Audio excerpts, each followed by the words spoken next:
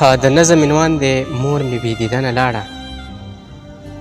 لکه مثال د یو ژوندي لاشه دیرې ته راغلم، د مزدورۍ نه چې ماښام خپلې دیرې ته راغلم.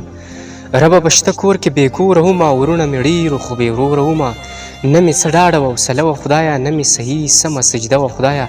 زه د کلونو مسافر جانانه، په کور مې تېر نه کو اختر جانانه. په دې ناشنا ناشنا سوچونو کې هم، د جهنم په سرو ورونو کې هم، چې مې د کور نه ټلیفون راغی، زړه ته مې لږ شانته سکون راغی. وړوکي ورور مې په ژړا دغه قصه کوله، او په زنکدن کې درنه مور دغه ګیله کوله. زما تپوس له خو زما ښکلې لالۍ رانغې، زه خو بیماره وم چې ولې مې بچې رانغې. نن دې خوږه مور بې دیدنه وروره ستا نه لاړه.